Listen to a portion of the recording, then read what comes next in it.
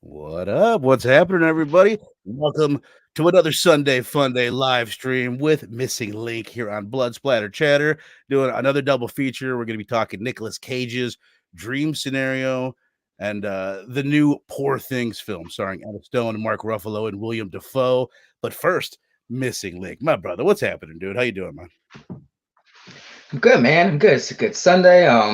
Kid free. No, I'm just for a few hours, but no, yeah, I'm happy to be here again. Talking. These are gonna be some interesting flicks to talk about. So Dude, I'm excited. I'm glad you brought that up, just because first off, there's two things about it. When I first watched both the movies, I was like, they're kind of horror. Fuck it, let's make them fit. And then I was like, they're pretty good. Let's do them. And then I watched them again. I'm like, they definitely both fit into a horror conversation. Like even more than I realized the first time. Like very much so. Like they belong on Blood Splatter Chatter. And second of all, they're both fucking awesome. They're both kind of awesome. I don't know if they're like my thing that I would normally be into or that we'd want to cover on the channel, but they're really good movies, and I'm really glad we picked them out, dude, for sure. Absolutely. Hell yeah. Yeah, I couldn't agree more. We got some of the homies in the chat. What's going on? We got Engine here. We got E, 9-panel grid. What up, man? Make sure you guys are checking out E's new channel. He's actually going to be on Blood Splatter Chatter this Thursday with Mr. Rock and Robbie Billups. We discussed Black Swan a couple nights ago. Banger episode. Two gun, pew to the pew. As I said, Engine here. And I think Rogue was up in this bad boy already. Yeah, Rogue. What up, man? What up? Appreciate you guys starting out the day with us. I'm kind of curious. Has anybody in the chat seen any of these movies, either of these movies? And does anybody in the chat prefer which one we talk about first? Because I didn't really fucking decide. I figure if anyone has seen, or like if you've got a preference, but if you guys down in the chat have seen either of these and you want us to talk about one, maybe you're here and you only have time to do one, you've only seen one, let us know. And we can kind of go from there. I'm sitting here very excited about this background that I picked out. I feel so fucking good right now. I like that. It's it's got me feeling relaxed, bro. You know, just feel like I had this one on there. I'm like, oh, that'll work. But it's a little busy. And I set this on. I'm like, it kind of fits for the two movies as well. But I like it. E hasn't seen either of them. He's just a supporter. I appreciate you. Haven't seen Chad either, but I'm super interested in both. I wonder which ones Inja has seen. Right. Inja's usually on top of a lot of stuff. She'll be checking shit out. Right. That Inja. But yeah, man, you know what? Let me just fucking dive into this real quick because I did want to pump a couple things. Jacob's Ladder. This is the video I put out last week with Robbie and Fable. It is one of the best reviews I've ever been a part of, and it's killing me that the algorithm is just like, fuck you to this video. It's probably like one of the least viewed videos I've ever put up, but the retention is great. Something happened. Help me watch this video. It's so I'm not gonna lie. I streamed it when you premiered it the other day, but I didn't have the volume up because I haven't seen the movie yet. And I was talking to Fable, and he was like, you gotta watch the movie before you see this, because he's like, I don't want it. Our takes on the movie to like paint what you get from the movie, you know? And so I was like, that's fair. That's a good point. But there's a few times I turned the volume up, bro, or you just guys seemed like you were getting to some good points. I was like, God damn it. I'm gonna get back to you guys next episode to let you know. Give you brief thoughts on that real quick. It's worth it. I'm excited to hear you guys. It's one that, like, I enjoyed the movie, but you know how it is sometimes doing these things. Like, sometimes you'll be afterwards. I enjoy the movie retrospectively even more now after talking to Fable and talking to Robbie about it. And like, they had a lot of fantastic insight on that flick, man. It's just a cool movie. It's one that more people need to talk about. I'm telling myself the reason it's not doing great on the channel is because it's not a movie that's top of mind. It's not one that is very popular. It's under the radar, but tis a banger. It just says, Verno, your background reminds me of Storm of the Century when he's flying around with the kids in the air and drops them one by one. Yeah, that's so funny. That's a great reference, Inja. All right. So great movie. Do you have? Oh, you know what? Before we move on, and then Black Swan coming up this Thursday. Again, it's E, it's Robbie. Really good conversation on an even better movie, man. Such a great movie, Have such you a seen great.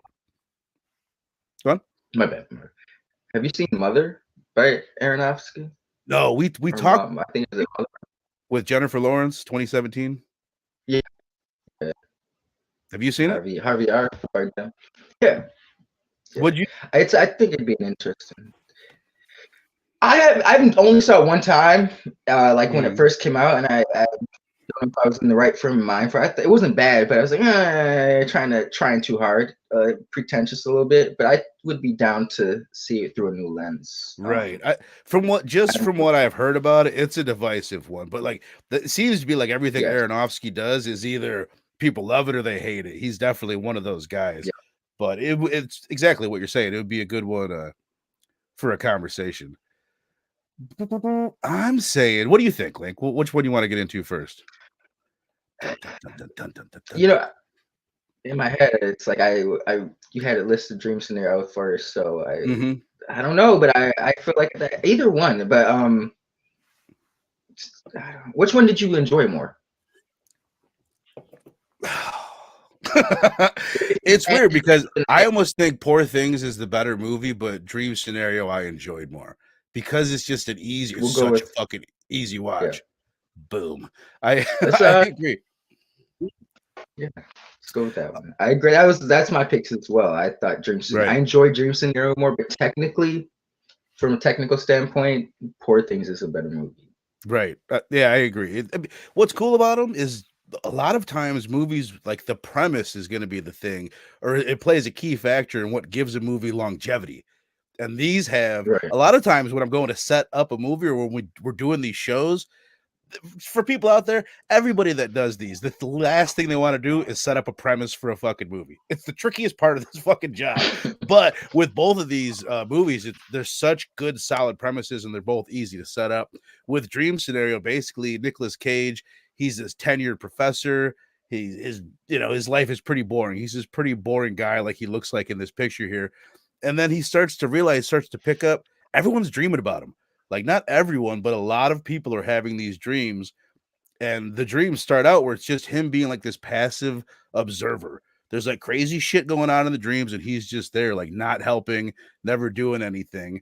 And it kind of it catches on. It makes him become famous, and it kind of goes from there. But it's such a great Yeah. premise, man. There's not many. Like I don't know. It's just like one of those. Like how many things can you do with dreams? And it's like, damn, how did no one ever think of this? And how weird would that be if all of a sudden this happened to you or whatever? But what do you think of just your overall thoughts, and what do you think of the premise and shit? Thought the premise was cool. It was different. Like you said, it's. I know the movie immediately made me think. I was like, man, it's like I was imagining a movie trailer where it's like you see like some action scene, a horror scene, like some artsy indie type scene, and it could all happen because it's all taking place within a movie that references dreams. But this made me think of that. 62. Six deuce. He kind of reminded me of Nicolas Cage's character in this movie reminded me of Walter White from Breaking Bad in a lot of ways. At the beginning, yeah. Sense, yeah, he's a man hitting a certain milestone age. He's living his life full of regrets of things he should have pursued and didn't pursue, and this was a good one. I really did enjoy this one. I think this not better than that. What's that one with Pedro Pascal he did about 2 years ago? Oh, I don't know with Nicolas Cage, the one that got gift constantly. I don't know what that was. That one was really good, but this is up there. Like Nicolas Cage has been on a roll last couple years, so I'm glad to see it. But no, yeah, the premise was cool. It's very it's a fine border between like indie artsy, but just commercial enough that the average viewer is not going to be confused by what's taking place. So right, I think Nicolas Cage really helps with that. Like he's a good casting that kind of like he makes it more mainstream. It's an A24 film, and it's just, dude, the pacing of this movie. It's just sometimes, like everybody knows, or if you view this channel or other channels that I'm on reviewing movies often, that I review movies twice, or I always watch them twice. And sometimes I'm like, damn, man, I don't feel like watching this again at all. But with this one, it was Right. just such a breeze to watch. And even originally, I think actually both these movies, when I first put them on, I just kind of put them on in the background. I wasn't even fully planning on like necessarily watching them. I was watching my kid, especially with Poor Things. I had my kid with me and we're hanging Sure. out, and I just put Poor Things out in the background. And then I end up, it took me like a fucking week to watch it the first time, to be honest with you. But then I sat down in one sitting and knocked it out yesterday or a few days ago for a second viewing. But yeah, my overall thoughts is it's just fun, man. It's a very easy watch. Nicolas Cage Yeah. playing not one of his more over the top roles where he's going completely crazy, but and it's not one of his standard Nicolas Cage roles where he's like the national treasure guy. It's one of his characters where he's kind of weird and kind of talks like this, and he's just a little bit off, but he's so goddamn engaging. But and they do. I like where they take it too. I guess that's another big part of it. Like as I said, it starts out where he's passive in all these dreams. And then, like, that's cool and it's entertaining. And they get about 40 good minutes out of that where he's becoming a celebrity. He's gaining this like instant fame out of it. And then, like, something happens in the movie where he has this embarrassing moment with this person that's dreaming about him. And she's one of the few people that's having sex dreams about him. They have a moment and it's this awkward thing, and he busts his nut. Yeah, you would have got to get into the details. But after that, all of a sudden, his dreams become, or everybody else's dreams about him become violent, and he's fucking killing people. And there's a nice montage where it's like, oh, now this is a horror movie. It's Nicolas Cage beating people to death with hammers and strangling women. It's like, it's super, it's super gnarly. Like Man, it I got love the dark. buildup. It did. What do you think about that aspect of it? And just like, what makes this fit in a horror discussion? You know what I mean, or in that realm? I mean, just based off of the fact that this man, I guess it's like a tell of be careful what you wish for. You know, like I said, he lived life of regret. He kind of wished he was acknowledged for things more, Yeah. pursued things more. But then once he kind of achieves the celebrity that he's looking for, he doesn't know how to handle it. He's not built for it. His life quickly falls to shit because of the celebrity status that he was trying to achieve. Mm-hmm. But in that aspect, I feel like it's a horror movie. Just because it's a dread, it just keeps kind of lingering Right. over him. But and then when it builds to like the dream scenes, it leaves you feeling a little ill. I can't. I'm Mm-hmm. not ill, but just a little. They're disturbing. And Right. to evoke that kind of emotion, even though they're not a focus of the movie, they're just kind of brief Right. things. I think there's something to be said about that. Like it's scary. It gets scary when he starts like Right. just looking at people, or even before that, man. There was one where before he started killing, the tall man, the tall naked man is chasing that dude with the glasses or some shit, and he's like hiding Yeah. behind a tree, and Nicolas Cage that creeped me out. Like it was Yeah. disturbing. So I think I wouldn't be surprised if we saw this writer or the director take on Mm-hmm. like a more mainstream horror movie in the future. Right. It's directed by Kristoffer Borgli or Kristoffer Borgli, I believe how it's pronounced. And Kristoffer. he's only done 3 movies, and I think this is his first English language film. So yeah, and he's young too. He's another young dude. But yeah, I would love to see him do something pure horror or whatever, something that straddles the line like this one does. I mean, it is weird because I'm sitting here, of course, because I'm running the horror channel. I'm like, I want it to be a horror movie, but it's like there's all these movies like, oh fucking, there's so many movies that have a horror scene in them that aren't really a horror movie, and I think it falls in Sure. line with that. It fits where we could have the discussion about it, but most of the movie isn't a horror movie. But you know what I mean? Like, look at Right. all those. Is Fantasia a horror movie? Are all those early 40s and 50s Disney movies horror movies? No, but there's horror Fantasia. scenes in every one Yeah. of them. Right, right. No, and I would say like some of the more intent or scenes that stand out in this movie would be the darker scenes. So in that Mm-hmm. sense, horror movie. One of the Right. more Well, iconic scenes of. it kind of makes it even more like scary too when it just switches Yeah. gears all of a sudden. And it's like it really does kind of it's just like Suitable Flesh a couple weeks ago when she starts cutting that dude's Yeah. head off, and it's like, whoa, like the movie You're hadn't like, what? prepared me for this. Yeah, it didn't build up to that. Yeah. It really does come out of nowhere when he starts killing people in the dreams. Dude, one thing while I'm thinking of it that stands out to me in the movie, it's like I don't notice it often, but like editing, like the editing in this movie is so sharp, and they do like a couple different things. Yes. I feel like there's a name for it that I don't know the name, but it's like they'll have a scene going, and the audio from the scene that's coming up next will start like Starts while that playing. scene is still there. But they did it in a really Yeah. clever way where it makes sense, where that audio will like confirm something about the scene that you're seeing previously or whatever.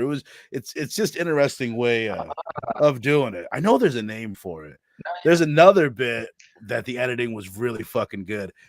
First off, when he first realizes it's going on, he's getting this fame. He shows up to class the next day. It's filled. He gets a standing ovation when he comes in. You know, he's feeling good. And then all of a sudden the dreams change and he's having nightmares. And the next scene, he goes into class and there's like 3 people there. And it's like, I don't know. I just love that it tells you instantly, like, oh The shit, like these things are everywhere. Everyone's having these crazy nightmares. And now it's that's when things start to go like south on him. And this is, I guess, Yeah. a big theme of the movie. He gets canceled in the movie. They actually use the term cancel culture. And it's I guess it's the weirdest way that someone could get canceled. But like, does that part of the movie do anything for you? Like his realization of what fame is going to be like, and then just, I guess, the whole cancel culture bit of it. What up, Stu? How we doing, brother?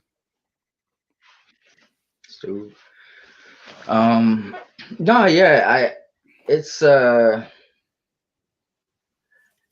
kind of speaks in that cancel culture aspect. It speaks on the fact that it's like people make mistakes and like people are fallible. We're flawed by nature. Everyone's done something they regret that wasn't right at some point in life. It's human nature. Mm-hmm. So it's like, with cancel culture, it's tricky because, like, yes, some people deserve to be held accountable. People do deserve to be held accountable for certain things, but Right. with cancel culture, it walks a fine line because it's like it's like you're like, oh, you fucked up once. Look at this, like 15 years ago, and it doesn't give people a chance for redemption, and it's like reverse with him in this movie, and the fact that it's because he didn't live up to their expectations in a sense in their dream, when he met the girl, and then it's like he's not controlling his dreams, or is subjective. That is Right. point. Well, you know what? Yeah, let's touch on that for a second. I'm glad you brought that up because this is something I didn't want to like forget to get into. Later on in the movie, like after all this is going on, they develop this technology. They're like, oh shit, we found out what he was doing. He had tapped in to this what the hell is it called? It's like the Borg collective intelligence type of a thing where we're all connected in a way, and he's found a way to really travel into people's dreams.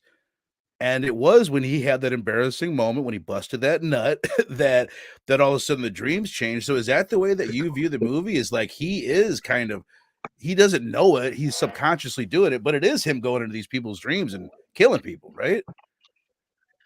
I mean, I don't know if they ever confirmed that, because part of me believes it's that, but then it's like part of me believes it's like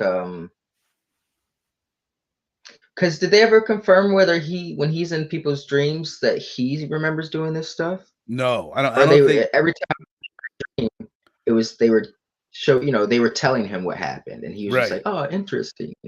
Right. So in that, I don't know if it could have been him, but at the same time, I think it was just like maybe he did in a way, like you said, find a way to tap into it, but Mm-hmm.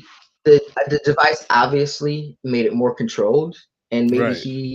his form was just in everyone's collective consciousness, but he necessarily himself wasn't taking charge of those dreams. I mean, Right. if you get what I'm saying, Right. a No, little totally. bit, it's a little hard to There's the whole other aspect of it that they point out in the movie is like, how much of it is real. I guess they're playing on the idea of like the media putting stuff in our heads, because you're gonna have a lot of Yep. people that are like, "Oh my god, I'm dreaming about you," but it's like, how the fuck do you know? You can't prove that. So then, or are you Right. dreaming about him because you've seen it on the news? So now that's why you're having these dreams. So there's a lot of Yeah. subtle, there's a lot of themes that they don't go too deep into, but it's layered, this film, more than I realized Mm. on first viewing, at least. But it's Yeah, interesting it in a lot of is. Yeah. ways, man. Oh, what the hell was I gonna say? Oh, I had something good. Oh, just what did you think when they go into the commercial? Like, it's so fucking cheesy, and I feel like it was totally weird when they go into the commercial for Norio, which is basically, if you haven't seen the movie, and again, this isn't a movie. Like, if you haven't seen it, don't fucking worry about it. Let us spoil things. It's not one of those movies. Like, It's not a big. you Yeah. could have every bit of this movie spoiled. It's still gonna hit you just fine. You'd be like, oh, that's how he busted the nut. I had no idea. But when they do the Norio commercial, where it's a product that allows people to now travel into other people's dreams, and the guy's like, "Yeah, it's not a big deal, man. We're just gonna like pop in your dream for a second, maybe play a few hot new tracks, say a few things, show you some cool products, and we're out of there. No biggie." But it's so like corny and like funny, like over the top funny for the commercial. Did that kind of like take you out of the movie at all, or did you think like this is tonally weird? I thought it was fitting, to be Mm, honest. Like with the way social media operates nowadays, and right, social media is always trying to play so hip and casual and cool, appeal to everyone's common interests. right, Um, it was very indicative of how social media invades people's privacy nowadays so casually. It's like it's not a big deal, guys. We're just gonna take a little bit of info, give it to this person, and right. that's why would I want you to invade my dreams to advertise a song I don't want? Like that's what reminds me of Right. when I think it was iPhone had everyone iPhone a You few years too? ago download YouTube's. Yeah. Yeah, like who the fuck? Yeah. You would just be sitting there all of a sudden, sometimes you too would start playing in your pocket. You're like, what in the fuck is going on? Hell yeah, dude. Six But Deuce no, says, I was gonna say, he says it's two stories: a story of a guy who shows up in everyone's dreams, and the other is his personal life and how it changes everything. Yeah, it's really, in a lot of ways, it's yeah, the story of internet fame, this instant fame, these people that yes, just become fire, famous yeah, fire. overnight for not necessarily having talent. They're not necessarily, they didn't like prepare themselves for this or choose to become famous. But and his Yeah. do you, let me ask you this, like, I love Nicolas Cage's performance in this movie, but do you like Paul? Is Paul a likable guy? Like, what are your feelings towards him? Paul is not a likable guy. He starts off the movie like very whiny, unappreciative, Self-centered. and yeah, very like why what was me? Why didn't I get this? Like why are you're studying ants now? That's my idea, Yeah, even though you took it further and did something with it, I started the idea that I didn't do anything with. Um, I'm trying to get published. to the How's point, your book coming along? Well, I haven't actually started the writing process, but right? I'm, I'm working on it. Yeah. I'm old. So when he was very is that self-centered is the best word, very unappreciative, to the point where it's like he's oblivious to things around, so his immediate surroundings, and like how his choices affect his family. Like he didn't care about how his celebrity was affecting his Yeah. daughters at school or anything like that. He was always more interested in hearing, oh, you were dreaming about me, tell me about it, you were Right. dreaming about me. He was more fascinated by that aspect. The fact about him, like his daughter's talking about these dreams, and it's kind of like maybe it seems to be bugging her. And he's only concerned about, but how am I acting in your dream? Yeah, he only thinks of Yeah, himself. And even when the fame comes, when he gets canceled, his wife's like, just go on TV and apologize. This is affecting more than just you. You know what I mean? And he's too yep. self-centered to go and do that. And then when he does do his apology, which is another comment on the fake apologies that we get, because of cancel culture these days, where he goes on and he apologizes, but then he takes it all back and then doesn't even realize that Makes it, he's making it all about himself. yeah, Do you know what? I was gonna say something back on the yeah. cancel culture thing, and this is one of those things. It's like I've thought for years, and it's almost like cancel culture is an old thing to even talk about. But this is like a point that I've always wanted to fucking make. Here's one thing. How many times have you said something, or have you heard somebody say like, "Oh shit"? Well, now that I said that out loud, It doesn't, like, you'll say something, Right. like, human beings, I heard this somewhere, like, a big part of how we think is by speaking. So when we're talking, Yep. it's like thinking, so I just need to think out loud. It helps us work shit out. So we've created an That's environment true. where people are afraid to think out loud because they might say the wrong fucking thing. And there's another thing where it's Yep. just like, we're all friends, all our friend groups. So we've got our way of, like, if I say something, we're all in a group chat, and I look over and Fable's like kind of giving me a look. I need that. I need to be like, oh, there's something wrong with Right. what I said. So I need that feedback, and that's how we fucking correct Right. ourselves, is by how people around Right. us react to it. So if the instant reaction is you're fucked and I'm taking your job and you can never have another job the rest of your life and you're a bad person, then Yep. it's like doing a disservice to all of us in such a big way. Yeah. Not that people don't do things that needs retaliation. I get the idea of, like, dude, Yeah. you said it, make your bed, lie in it, that kind of thing.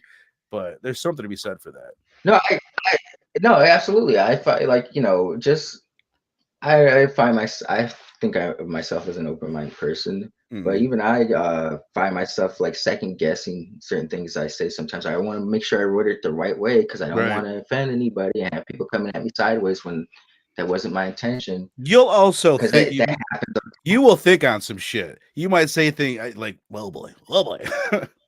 Like, Oh shit. I know you as you're back. As a human being, you're the type, you might say something on Monday, and then on Tuesday you're gonna be like, you know what? I've been thinking about this, and I feel like I'm Yeah. kind of like that too. I might say some shit, but I'm gonna dwell on it and be like, yeah, I'm a fucking idiot.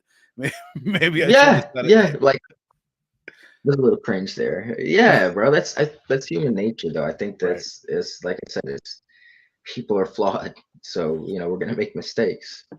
The Um. other thing I was gonna say about Paul is just because he's semi likable through the beginning part of the movie. You can you're feeling his journey that he's going through, and it's like none of us are famous, and it would be exciting to all of a sudden be famous. He's the center of attention. He's everybody's clapping when he walks in the room. But Yeah. when he cheats on his wife, or he like tries to cheat on his wife, like that's when it does get to the point. Like at that point, it's like, oh, you're not like you are not very likable right now. But did you pick up on the fact that his wife is cheating on him? Did you catch that? I didn't catch it the With first time I watched it with Chris, like the guy she works with. Was she really cheating though? I thought they kind of like I thought they were playing into Paul's insecurities of why he wanted I to. I don't know. Here's the evidence. He calls her when he's like off on that business trip, and there's someone in the background. He's like, "Who's that?" She's like, "Oh, that's Chris.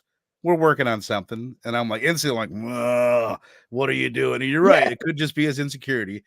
And then when he's not allowed to go to the play, he breaks into the play, cuts that lady's hand open, and her wife is sitting there with that guy. Now it's at the play, you Right. know what I mean? Everybody's around, but I'm pretty sure like when they split up at the end,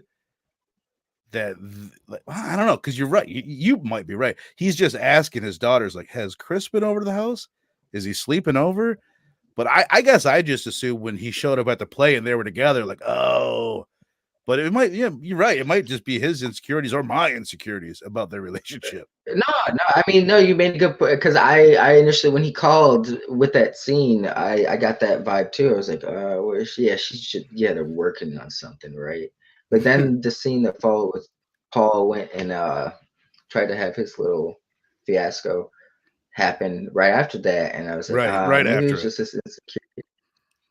But then the ending, that what kind of really makes me think that this what ties into it. But the Mhm. end scene, the very last scene, the dream Right. scene, um, it may I feel like because he put on the device, we don't know Mhm. if his wife's wearing one, but we know he's wearing one. So he's clearly in her dream, and Right. she's happy with him being there. Like it's a very blissful little couple minutes. Right. And they So I say don't know. I feel like she. right before that, they say it only works if it's someone that would welcome you into their dream. So I feel like that's Exactly. an important line because at that moment, she seems to welcome him into the dream, and they're living out her fantasy that she brought up earlier in the movie. I honestly did another one, like the first time I watched it. It's because I wasn't super paying attention to it like I did on the rewatch. Right. I didn't know what the fuck was going on. I didn't realize that was her fantasy. I didn't even get it. Like, oh, he's wearing a Talking Heads outfit. That's what, like, that whole thing went Oh over my head the yeah, first time. I was like, this is fucking weird. I didn't get it at all. because they're talking at the beginning of the movie when his celebrity first gets achieved, or he's Hmm. starting to get famous, and his wife, he's like, well, somehow the conversation comes up. He's like, well, what do you want me to do in your dream? And he's like, have you ever dreamed of me? I think she's like, it's weird how I've never dreamed of you, but that comes into play. Right. And they're like kind of just there's banter back and forth of like her fantasy of how she would want him to show up in her dream. So at the very, the last scene of the movie, he shows up as he said he would, or how she Hmm. wanted him earlier in the movie. So while we're on that though, not to jump too far ahead, but it's just No, go really ahead. Go piquing ahead. my We can curiosity. hit the ending right now and all that shit. Go ahead. What what is your take on that last scene where he's floating away? Do you think there's something to that? Like I took it as like it was like symbolic for hope because he's like being Right. lifted, Yeah, and she seems But happy about it. Like I said, the first time I didn't fucking know. The second time I took it at, which it's funny, man. I don't even want to spoil anything, but I watched The Whale. The Whale ends the same fucking way. It's different, but it ends the same exact way. If you ever watch, you'd be like, oh, there's a man floats off at the end. But but I think I think they're gonna get back together is same. just because she invited him into the dream, or she allowed him into the dream. She must still have feelings for him. It is really touching. They're dancing together, and he's like, I wish this was real." I And wish then the this, leaves start yeah. floating up around him, and he floats away. I don't know how did you take it? No, yeah, I don't know. I don't know if I don't because you could I was like I was trying to look at it from both aspects. Like Mm-hmm. maybe that was turning into a nightmare, or maybe it was just a dream, like it's people can control their subconscious, and maybe that was Right. just like a subconscious thing. She still got feelings for him, but consciously she's telling herself, this isn't wise. He's not healthy. But Float no, on. I Float am on. Yeah. yeah, like get out of Fifth Element reference, anybody? But I took it as a optimistic thing, just because of how they were like embracing each other, and like, he says, I wish this were real, and it's like the floating thing, it kind of made me think of like hope, Yeah. there's hope. Well, it's just like So taking a weight off. Like you're getting yes, some relief from your yes, pain. Yeah, you're float. Yeah. yeah, Yeah, definitely. yep. I do like I love movies that kind of leave it up in the air, like because you could take it any way you want. You could be like, oh, he died. He died at the end. He floated off to heaven. There's a lot of different interpretations that you could have for this one. Do you know what? I think I'm making a fucking decision. On Thursday, you're gonna see Right. us grade it with a letter grade at the end. I've experimented for about a year now. I'm gonna do out of five. I'm gonna do All right, out of all right. out of five premature ejaculations from Nicolas Cage. What? Give me your final thoughts, or if there's anything that we missed. I should have asked you that. If there's anything else you want to hit, but out of five prenuts from Nick Cage, what do you give it? You guys down in the chat, your score out of five. Do my score and try to think Did some you already pick final a letter grade and thoughts. now you got to convert? No, I know. I think I get the numerical. I can do that. Right. I'll give this one. I'll give this one a 4.5. I really enjoyed this one. It's Fuck yeah, dude. probably I got to stop giving things a five because realistically, nothing's ever going to achieve a five status. Nothing's perfect. Or it's all flawed. But Right. I I think really for that, enjoyed you this just got to movie. pick your favorite movie, be like 28 days later, that's the five, and then judge everything off Yes, that. You know what I mean? yes, yeah. No, yeah. I'll give this one a 4.5. I think this was an interesting concept, and it balanced things. Like um, 62 said earlier, it was it was two stories, Mm-hmm. so it balanced. Even with that, it like balanced multiple arenas or genres, in the sense that it was like a comedy, a dark comedy, Mm-hmm. indie. It had strong horror elements. Um, but yeah, I really enjoyed this one. Yeah, I might come back with more final thoughts once I can gather them a Oh, I little bit feel you. more I feel you. cohesively. What up, Kenneth? Thank you for being here, brother. Hell yeah, man. I'm gonna go with a 4.25, and it's like it. Yeah, I think it's just a taste thing. There's nothing I could really say about this movie that I don't like. I think it flies. I think it Right. looks great. The editing's great. Nicolas Cage, it's a really, really good performance from him. And he's always great. He's great in everything. But this is Yeah. it's a cool fucking Nicolas Cage movie. It's one of his better horror movies too. He's done a lot of horror movies, dude, especially in the past 10 years. But I think this is his most accessible. Like this is the number 3 Yeah. movie on HBO Max right now, and like a movie like Mandy. I don't know if you saw that. Like he's done some weird Color Out of Space and Mandy, some Yeah. off the wall horror movies, but this one is that like anybody can sit down and enjoy this one. I think you don't even have to. Yeah. And I like Well said. like we've been talking about. Like, is it a horror movie? Is it a drama? Is it a comedy? It's definitely a comedy. I laughed so much the last time that I watched it. And Poor Things is fucking hilarious, which we'll get Yeah. into in a moment. But Great guy. Ken is saying, dude, I am such a I feel like I Joaquin shouldn't even Phoenix. say Yeah. I'm such a huge Ari Aster fan because I haven't watched this movie, but I am. I love Ari Aster, but that fucking runtime in the reviews, I haven't like, and I don't really care too much about the reviews because I have a feeling I would like Bo is Afraid regardless. But that runtime keeps me from wanting to sit down and watch the thing. Have you watched it yet? I have not, but to tie into what you're saying about the Ari Aster thing, I'm the same way about Christopher Nolan. But it took me. I didn't watch Oppenheimer finish it until like two weeks ago. Yeah. Um, but I'm a huge Nolan fan. But like that runtime, I was like 3 hours, and there's no fights in this bitch, bro. Like no like action scenes. Like Right. Dude, you know, I'm so stupid, man. Like I went into Oppenheimer, I didn't know anything about it. I didn't even like honestly, bro. I didn't even know who fucking Oppenheimer was when I went to the movie, and I was expecting like a Tenet or something like that. I was like, oh, I had no idea when I saw it. I was like, okay, that's why it weirded me out at first. And I saw it in the drive-in theater, which is great, but we had an yeah, infant in the car, and it wasn't the best true. situation to watch it in. But it's on what, Peacock now, and it fucking blew me away. Yeah, yeah. It's amazing. It It's a deserves great all. film. Yeah, Yeah, it's like the absolutely. deepest. Christopher Nolan calls it the most dramatic event in the history of the world.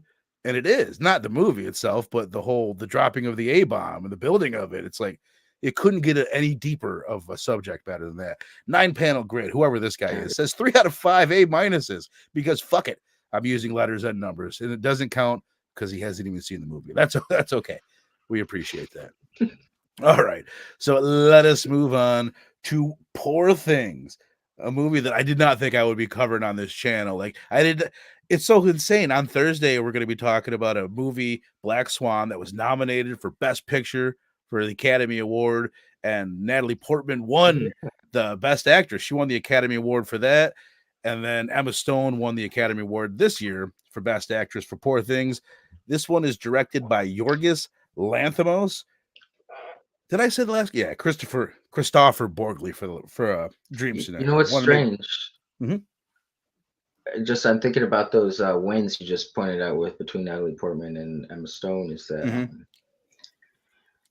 both the movies they won for had some intense like sex scenes. Poor Things Dude, way more than I'm gonna where it's like oh I'm gonna go ahead and I'm gonna repeat myself, but I repeat this when you guys see the episode on Thursday.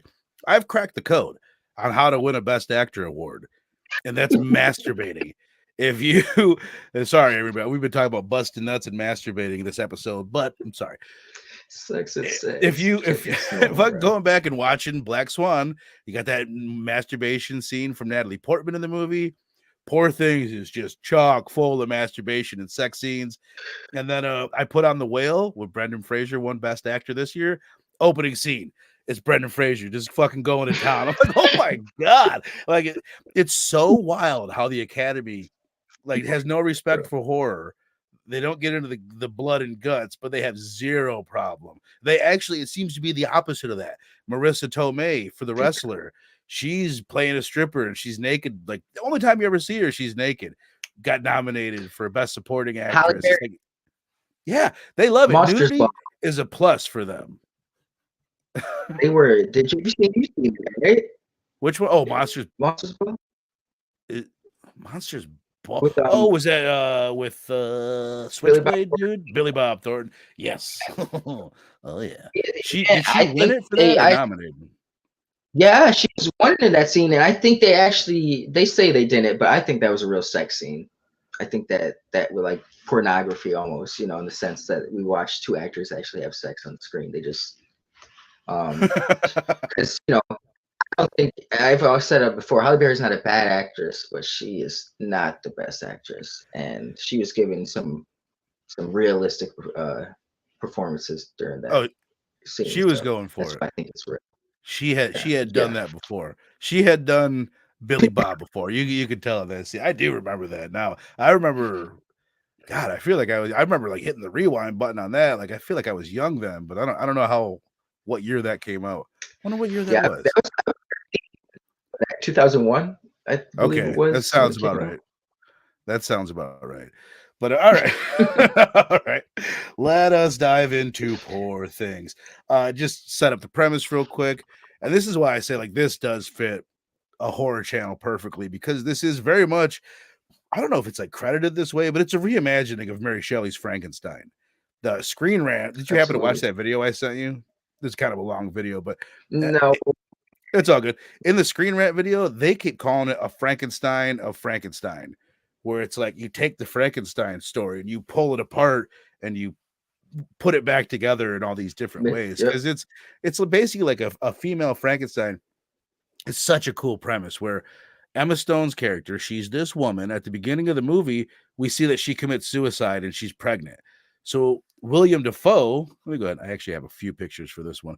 William Dafoe, great who's picture. this kind of like mad scientist guy whose dad experimented on him when he was a little kid, took some of his organs out and all sorts of crazy shit. So he's basically had this tortured existence, but he's a scientist himself.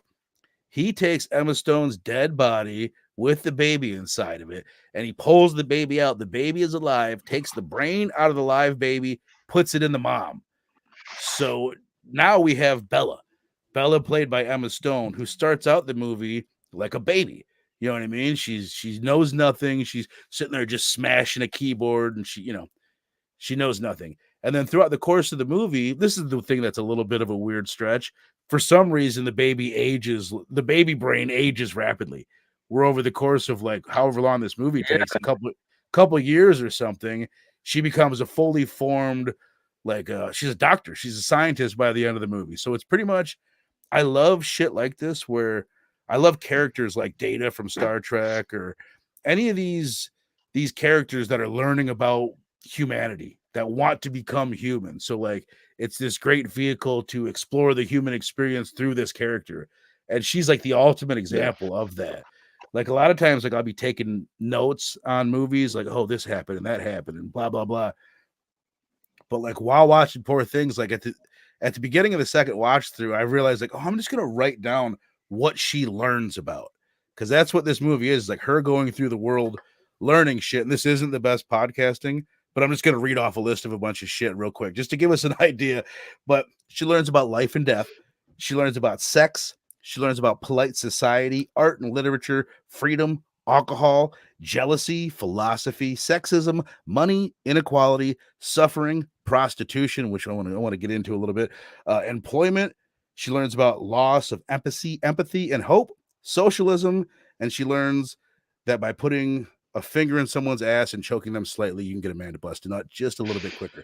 So there's a lot. Like she does the whole fucking spectrum of humanity in this flick. But yeah, here, she and then I does. might as well, while we're on it, I got one last slide on this, and we get Mark Ruffalo in this thing playing a character like I've never seen him, play. So let's just start there, man. Your overall thoughts, brother, on Poor Things, and you guys in the chat, like, let me know what you thought of the movie if you've seen it. Have any of you seen it? I was I was impressed. I want to say it's not something I wouldn't necessarily like, but it's like it was like in that hit or miss arena where it's like this could easily be too pretentious, too artsy, Right. too trying to be different. I would say it's That's something the I bad wouldn't thing. necessarily watch most of the time. Just not that I don't like artsy Yes, stuff, but this stage in my life, I don't know if I'd normally cut out the time to watch this 2.5 hour long movie, but Yeah. I did, and I'm glad I did. No, no, yeah, absolutely. This was a great movie. It was interesting in the fact that, like you said, it was like a reverse Frankenstein, but she's a child, essentially. Yeah. And, um, I found that interesting in the aspect that, because children are very like joy based. What brings them the most immediate satisfaction, pleasure? Is it playing a Mm-hmm. toy? I want to go get some chips. Because it amazes me how I'm like, I will watch my son sometimes, and he's on the tablet, then he just hops up and starts beating my ass. Not really, but just I'm like, Yeah, what in his mind? Just like, hell yeah, I'm gonna go beat up on dad. That's fun. yeah. But it just the kids follow that. And she clearly did that. You know, Mm-hmm. uh, it was messed up with the sex aspect. It was messed up at the same time in the framework that it is a child essentially. Her mindset is Yeah. like engaging in these things, You thought but that it was made weird too? sense because Like some yeah, of the yeah. yeah, oh yeah, yeah. But at the same time, that mindset would apply. She's going to seek the most pleasure, Mm-hmm. joy, and for adults, that is probably that's up there for the most immediate pleasure, Right. joys. Mm-hmm. So it was a weird but interesting dynamic with the movie. I didn't expect, let me just I say, I think before you had watched it, I had already told you that, right? I had said like, "Holy shit, that's not what I expected, all the nudity and all the sex." So, yeah, I think you had been pre-warned. I had no idea. Like, it starts out and she's Yeah, just like you said, like it was weird for me because she's so childlike, and all of a sudden yeah, she starts masturbating at one point with an apple and then a cucumber, and it's just like, I don't know, it's weird. It's obviously it's Emma Stone, she's an adult, but the yeah, fact that, and then right after that, there's all the men, they're like trying to toe the line between taking advantage of her and not. You know what I mean? With like whether or not to he's like asking her to marry her, and I'm like, this is fucked up. She's like a child. And they realize that. They yeah. comment on it throughout the movie, so I guess they know what they're doing, but it made me slightly uncomfortable at times in the flick with like, you guys realize what you're doing? Absolutely. Yeah. No, that's I think that hopefully they were going for that Yeah. because I think that's a natural. I think that's a natural feeling. Hmm. But, speaking of that's made me think. You just saying the men in her life in this movie made me think of. I did not know old dude from It Comes at Night was in this movie. I was wondering if you Shout out to that it it guy. took me a couple of minutes because he looks so weird. He's in such a different role, but I was like, oh shit, how weird is that? We just did a Sunday double feature like what, 2 weeks ago. We talked about that flick. Yeah, It Comes at Night with Chris Abbott in it. And it's like, bam, he pops up. and And he's this in is it. the first thing that I've seen him in that isn't like low budget indie, like, this is a very mainstream Oscar winning movie, so it's cool. Like, I'm happy to see him Yeah, in something this big. I feel like he's a guy yeah. I that's was like, respected. yeah. He just hasn't found that commercial success, but clearly, Right. he's respected amongst his peers. Hmm. Um, he yeah. What he did you comes think into of? that scene and well, I was gonna say, like, he walks through that room and it's Emma Stone, it's William Defoe, it's Mark Ruffalo. These are all household names, and he fucking owns it. Like, he fits right in there with Yeah. them. But yeah, he's great. What were you gonna say though? Now, what did you think about the men in her life? Like, I don't know what do you think the film was trying to say? Are men naturally like they naturally take advantage Hmm. of? I think just like what the movie Barbie is saying, where anybody in a position of power, what is it? Power corrupts and absolute power corrupts absolutely. Anybody is going to be at least tempted to take advantage of a Tempted. situation. But let's think about it. Like, who does? Her I feel like William Defoe. Let's start there. Actually, I kind of want to break this down. Is he a good guy or a bad guy? What is God? God's his name, which that's fucking a loaded name Yeah. because he if you look at what he's doing, he creates this experiment and then he's got her under control. And that's a big part of the beginning of the movie. And I guess the entire movie. The entire movie is about men trying to control what she's allowed to do. They're trying to keep her in a bottle at first. They don't want her to explore the city. They don't want her to leave the house. And he wants him to marry his assistant under the contract that you can never leave the house. But I never view him like as the villain of the movie, probably because of his upbringing, the way that he was raised. You know what I mean? He doesn't know how to treat someone because of the way he was treated. Yeah. But let me ask you that to turn it back on you. Like, is he a good guy or a bad guy? What do you think of his character? It's so complex.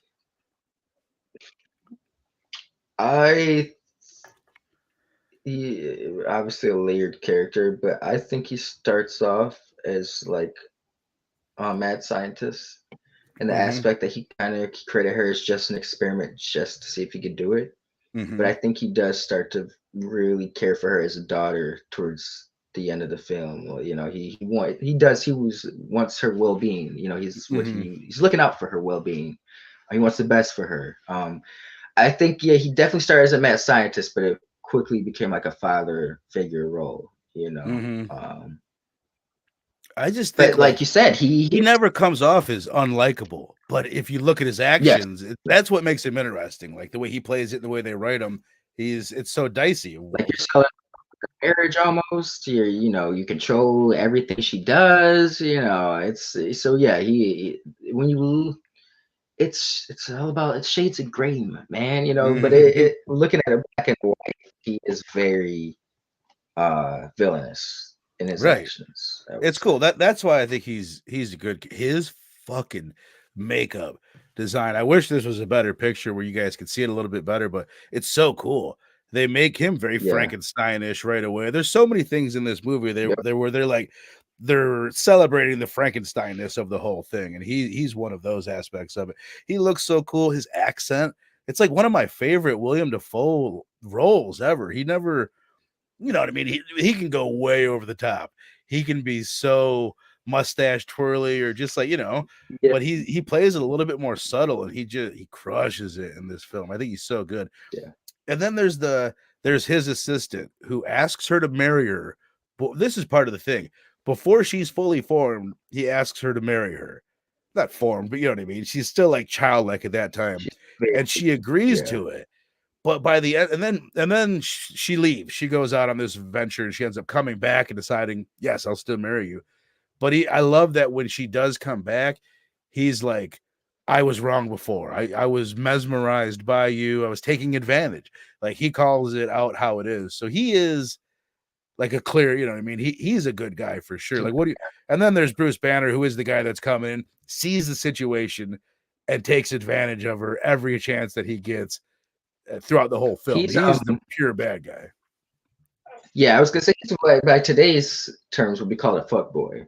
You know, she's very wowed by him, and he's just taking advantage of that as best he can. And then he's so funny, the most controlling person in the film. You know, like he's like I think he it's just weird though, but I think he becomes like obsessed with her sex prowess or her drive. You know, he's like, I don't want to share you with anybody. You're mine. And I love how he starts out warning her. Because I must warn you not to fall in love with me. I have nothing for you in that department. And then he ends up falling madly in love with her. Just because I'm thinking of it, like I love the way that they talk in the movie. This flowery, like Ruffalo's like, you've just been thrice fucked by the best in the world or whatever. There's just so many like flowery lines like that. But his character, you know what it reminded me of? No, go ahead. My bad. It reminded me of like a Wes Anderson horror film, almost. I honestly, bro, he's a name that I hear fucking constantly. I don't know anything about Wes Anderson. I looked into it recently. I'm like, bro, I don't know if I've seen any of these other than he did Rushmore. Royal Tenenbaums? Yes. Yeah, I saw Royal Tenenbaums back when it came out. Like, I feel like his early career, I was seeing him. But I know he's like he's like one of the biggest names out there, and I know nothing about the guy. I haven't seen much he's done in a long time. But what has he done? Life Aquatic of Mm-mm. No, it reminded me of like if Wes Anderson were to Mm. do a horror movie. Okay. That's what I mean. I can see that just because it's so artsy and it's so stylized. Like, what do Yes, you? Yeah, and speaking of how like, the go ahead. dialogue, like everyone is more of a Wes Anderson movies. I would say no, but I would say that the people are it's very they're almost characters. Mhm. The dialogue is everyone speaks this way. Hey, I bought you a gift. Accept my gift. Thank you. Right. It's very wooden and performative in a lot of aspects. And that's what this movie reminds me of. Like, well, I guess it's fitting, but there are there's scenes are reminiscent of the Wes Anderson talk or the Mm. stylings when people engage with each other. Well, I can see it. It's very like the look of the film is stylized, but the dialogue is stylized as well. There's like this Yeah, certain rhythm to the way that people are talking, more than yeah, even like the Victoria era setting of it. There's just like right, right. there's like a stylized back and forth that people are having. 100%. And even not that we need to get into it, but like she meets a lot of interesting little characters. The people on the boat, the lady that runs the whorehouse. There's just a bunch of cool little characters sprinkled in this whole thing. But yeah, do you have any thoughts? Just I mean, it's one of those things like when you're talking about the look of a film, how much more that can you say that it looks fucking beautiful? I tried to get a couple pictures to put up that like show the sky and how it looks, but everything that I was getting was like whatever those files are that I couldn't put in a Google slideshow, WebP, whatever fucking files. But like the look of the film is gorgeous. It's like one of the most stylized Absolutely. looking. It's like this I was looking for the name for it the whole time. Like, oh, this is steampunk. It's like a steampunk mixed with this elegant Victorian steampunk look. But it's fucking cool, right? No, yeah. Um, you had just had me thinking of the beginning. Like, I believe the film starts off black and white. Yeah. Yeah, like Until all she black has and sex with Mark Ruffalo, and then it becomes color. white. I like that because it's like her world is, Opened up. she's experiencing how much stimulation there is out there. Right. Um, very no, it's a very gorgeous film, and there was a scene. It reminded me throughout the film. It reminded me of like a painting, right? I was like, this Yeah. just something about it, like a very Victorian painting. There was a scene towards the end where she's talking to the good guy, right? The guy who's only pretty much the only good guy been out throughout the film who wanted to Right. The marry her, the assistant. Yeah. assistant. And they're sitting, the camera has like this weird angle. It's almost framed. Like it's instead of, usually when people are talking, the camera's up close, a little closer to Mhm. get their expressions. But the angle was very it was almost a fish lens view, but it wasn't. And then when they would do close-ups of like facial profiles of just the singular, like cut to the camera of just the assistant, the background behind them was very like blurred out and Mhm. wavy, almost indicative of a painting.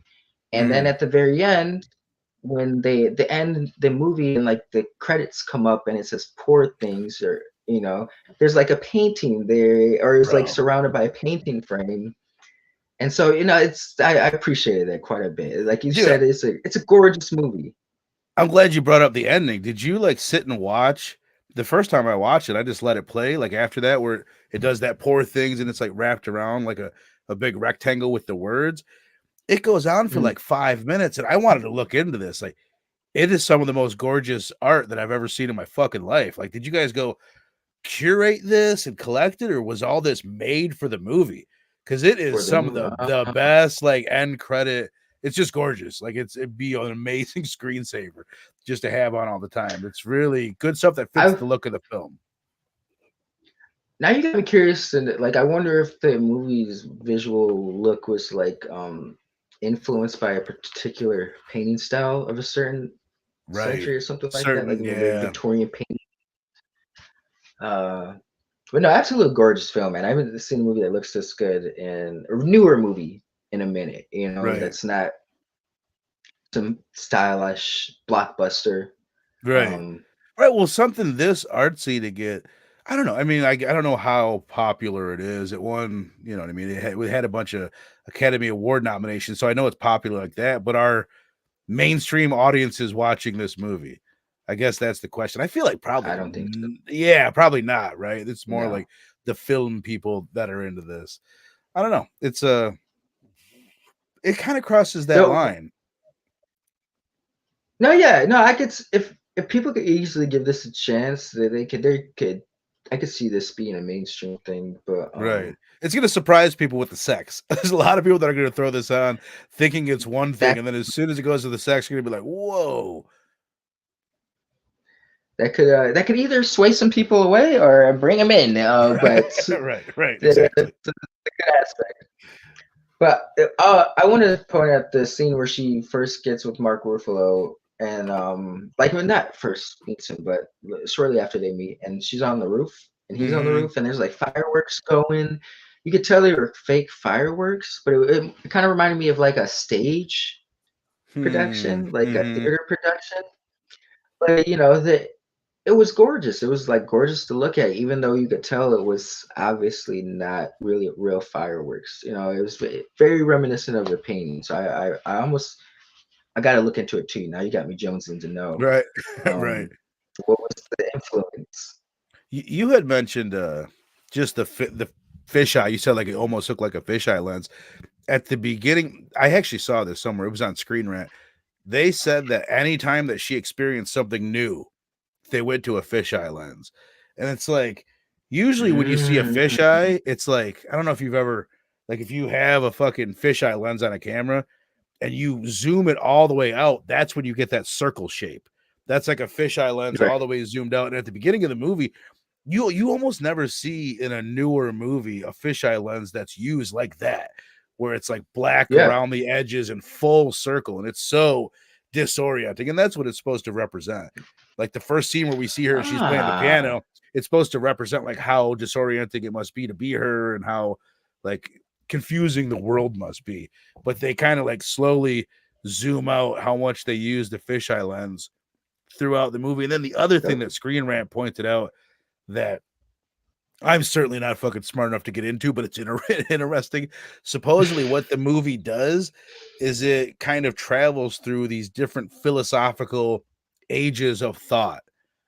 Like, and I'm fucking sitting here blanking on what all of those are. But like, oh fuck, I wish I knew. But anybody that's smarter than me, and maybe E, if you're still down here, like transcendentalism and shit, I don't know what different schools of philosophy throughout the decades, and that's kind of what she's learning. Like at one point, she's going off to a class on socialism, which I didn't catch the first time. They're like, Mm, "What time's the socialism class meet?" And just like it's supposed to like show the first time that I saw the movie, and I guess still a lot of what I take from it is it shows like first of all, like it's such a female. It's supposed to show like what it's like to be a female then and just now. Like she goes through the female experience of like men trying to hold her right. down. She finds her own job. She starts prostituting herself, but they look at it as a positive. That's like her buying her freedom of or her yeah pretty much buying her freedom away from men. But did you have anything you wanted to add to like the themes or the meaning? Like I know you asked me that earlier. I don't know if I ever turned it back around on you. Maybe I did, but what did you take away from it? Oh,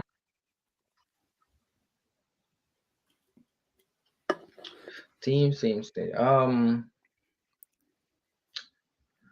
This I think this was a movie about thematically like you said, woman's experience dealing with a male-driven world. Mm-hmm. But I think it was about the human experience at the same Yeah. time. Yep. Like that's something we all kind of. It was spotlighting a certain problem with people, but I think everybody's experienced being manipulated, taken advantage of um, when you're Mm-hmm. unaware of something. And yeah,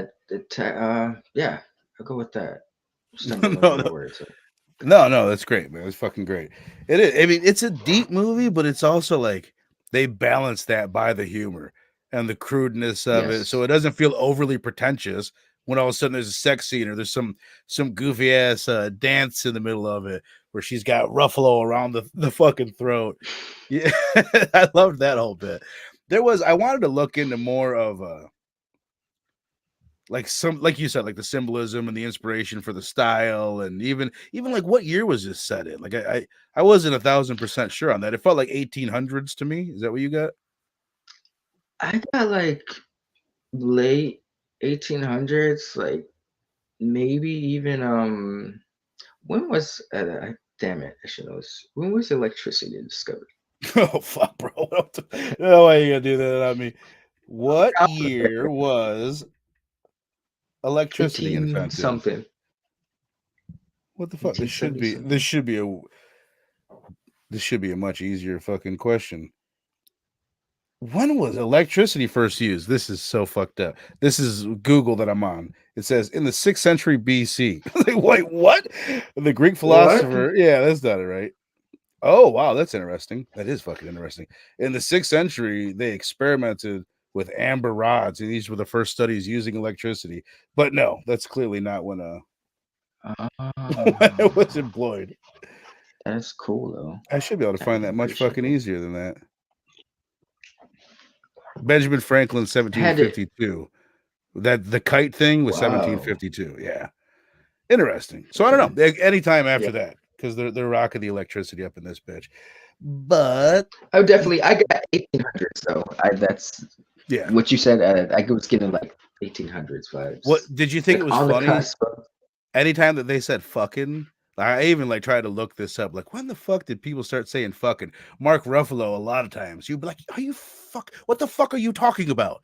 He says at one point, he's yeah. like, what the fuck and fucking this? It's like those, I don't know. Like, I tried to look in, like, when did that word become popular in the English language? And all I could see is that it was a very old word. Evidently, it's a lot older than I realized, but it Really? took me aback a little bit. Yeah, it took me aback that they were using it the way that they were using it, especially with just that phrase. He says, "What the fuck?" I almost felt like it could have. Well, before you told me that fuck is a very old word, I almost felt Yeah, like it could have been like them trying to be stylish, like right. mixing the cadence of how they would have spoke back then, but I think they modernize were it just a slightly. tinge. I think they modernized it a Okay. little bit. Like, I don't know. I've never heard or watched any old movies that say "what the fuck" in that No, way. yeah. Yeah, I mean, I could He see was it like, being a thing, and it's clearly evolved over the years. yeah. Well, no, did you say they were saying fuck or fuck in? He Like, says "fucking" at what the one point. fucking? Like, are you Okay. fucking? He says, like, are you fucking stupid or something like that. He says "fucking" at one point, and what the fuck. And now I've probably Okay. I've ran off somebody like, Jesus Christ, I tried to turn this on at work, and this Burrow Sorry. guy's just saying fuck every 30 seconds, 3 seconds. Uh, all right. Yeah, I think we fucking hit this thing. You have anything else you want to touch on before we go ahead and wrap this bad boy up? Give our Um. Yeah. ratings. This was a cool one. Very fantasy-ish. It's almost a humanistic romantic take on Frankenstein, Right. the Frankenstein story, you know? Like a Um, feminist new age kind of like yeah, just as I mean, you know what, earlier when I was talking about people that I love characters that hold up a mirror to the human experience, and I said Data. yes. Frankenstein, like Frankenstein is that. He Yeah, was one of the first to do that. So that's why it's such a good reimagining of it. Queen, When I first watched it, I was like, oh, it's kind of like Frankenstein. And then watch it again, I'm like, oh no, this like is Frankenstein. It's just like clearly, yeah. a modernized version of it, a more feminist look at the Frankenstein story. But Yeah, yeah. But I think it's got some great performances, you know. I don't know, I gotta be careful how I say this. Like I like Mark Ruffalo, but over the last few years, he's kind of I don't know, maybe it's his take on the Hulk has annoyed me. mhm. But I'm just like every time I see Mark Ruffalo, I'm like, oh, Mark Ruffalo. But I was this surprised fit. by I thought he was I haven't seen him in too much other than the Hulk. And I Yeah, like him in the Hulk, but I also like yeah, don't. I don't know. Someone could do it better, but yeah, he is good. But he's a little bit silly. It's not like I watch yeah. him playing the Hulk and I'm like, oh, that Mark Ruffalo, he's got acting chops. You don't really get Right. that too much from from him in that. And this is just such a different side of him that I enjoy. Yeah, yeah, yeah. I could appreciate. I was like, okay, you still got it, Mark Ruffalo, you son of a gun. Just it's got some good. From Emma Stone knocked it out the park. Shout out to her. She held this down. Like, I was very surprised by her. I always kind of viewed her as more of a. It's very what's the word I'm looking for?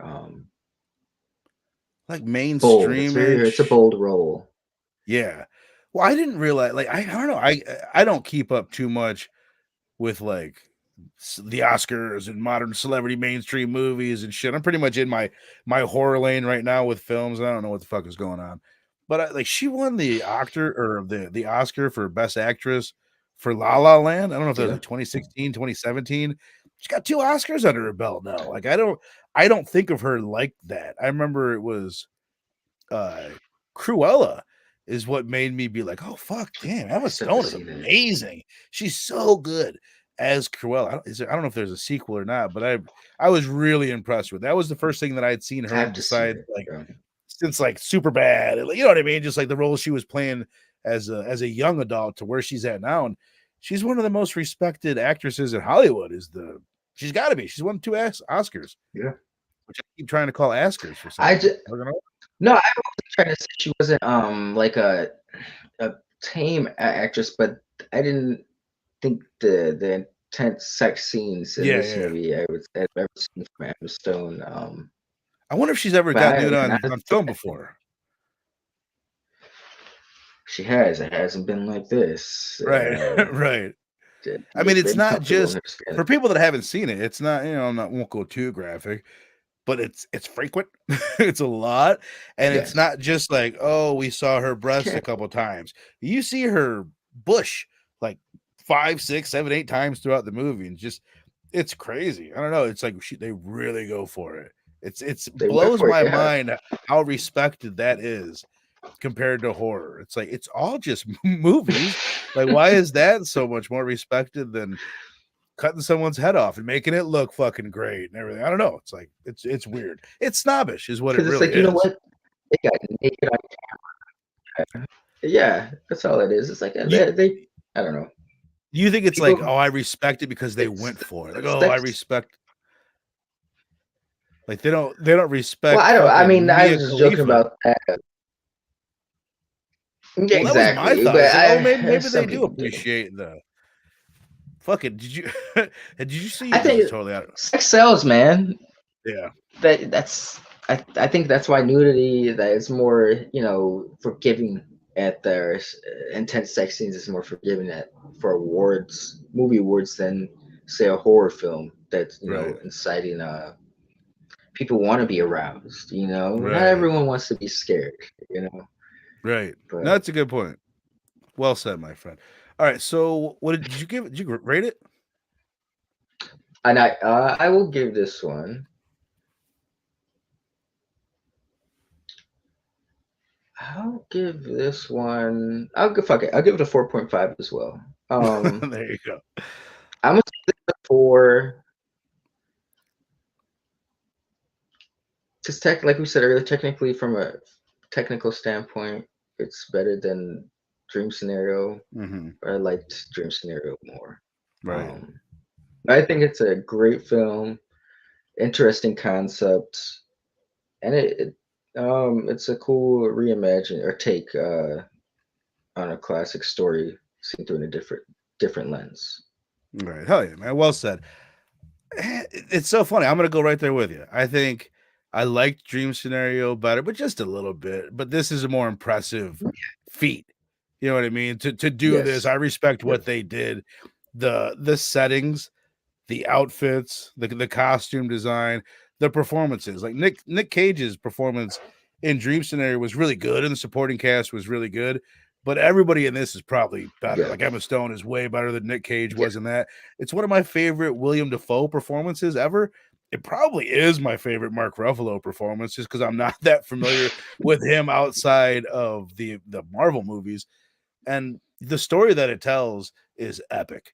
Like at the end of this movie, you feel that journey. Like she goes on a It's a journey. journey. Yeah, when she leaves and she comes back at the end, and she's a fully formed human being that's ready to become a scientist, and just she gets her comeuppance on the original husband, and just all the inventiveness. Like, it's so hard to, on a podcast like this, to really highlight the visuals of a movie. And like, so much of Yeah. this is the visuals. I've never seen a movie that looks like this.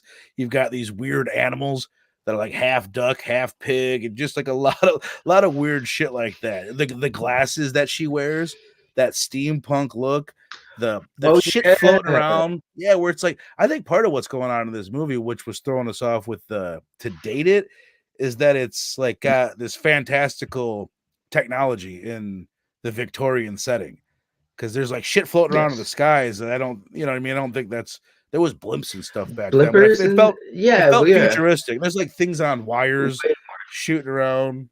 It's just very, very, Yeah. very creative film on every level. So I'm gonna, yeah. Even though I think Dream Scenario would be the quicker one, the easier one to recommend to more people, and the one that was probably a more enjoyable watch. Part of it is that runtime. This one's just a little too long.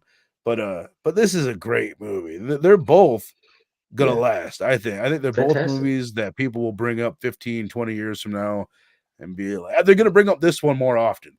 This is gonna be like a more well-respected one. But people in the horror circle and like Nick Cage fans gonna, Dream Scenario, it's something that everybody should check out. It's kind of a banger. But Absolutely. but hell yeah, man. Awesome. 4.5 from me, 4.5 from you. Anybody down in the chat? I don't know if any of you guys have seen this bad boy. It is on Hulu. It's on Hulu. I Oh watched no it way. via, which is weird that like the way Hulu's set up now. I'm watching this with all this crazy The sex Disney. on the Disney app. Yeah, and you're like, So that like is Hulu like still its own app, or is it officially like no, a?